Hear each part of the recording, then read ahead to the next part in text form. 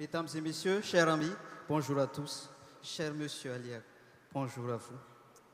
En tant que jeune, on voudrait investir, on voudrait entreprendre quelque chose. Et en tant que parents, vous êtes venus ici pour nous apprendre. Alors, quels conseils nous donneriez-vous pour pouvoir investir, pour pouvoir entreprendre? Dans quel contexte on devrait entreprendre et dans quel cas on devrait arrêter? Ma question c'est, quels conseils nous donneriez-vous en tant que jeune entrepreneur?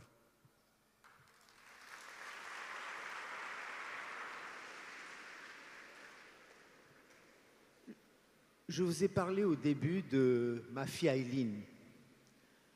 Il y a 5 ans, elle a commencé à peu près avec 10 personnes dans le raffia. D'ailleurs, elle achète le raffia Majinga. Donc je crois que si vous voulez vous lancer dans l'entrepreneuriat, c'est une très bonne idée. Mais le conseil que je vous donnerai, parce que vous êtes jeune encore, vous êtes jeune, je pense que vous devrez travailler d'abord. Ça peut être dans une entreprise, dans une organisation non gouvernementale, dans une société, dans un fonds d'investissement, etc., en fonction de vos études. D'abord, il faudrait prendre un peu d'expérience. Parce que je fais toujours un parallèle. Ma fille Aileen, avant qu'elle se lance dans sa propre affaire, qu'est-ce qu'elle a fait?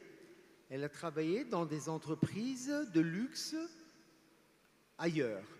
Donc, elle a travaillé à Mumbai, elle a travaillé à Rome, donc elle a appris à travailler.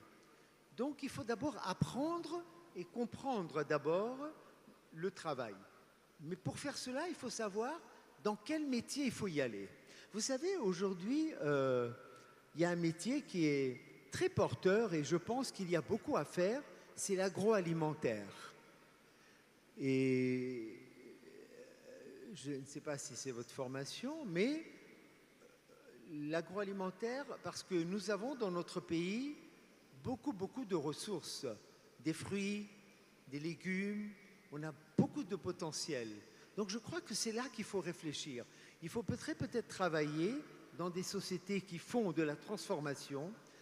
Vous apprenez, vous comprenez, vous prenez de l'expérience, vous posez des questions, et une fois que vous vous sentez un peu prêt, à ce moment-là, après, il faut commencer à travailler. Et il ne faut pas tout de suite aller très grand. Il faut faire les choses petit à petit.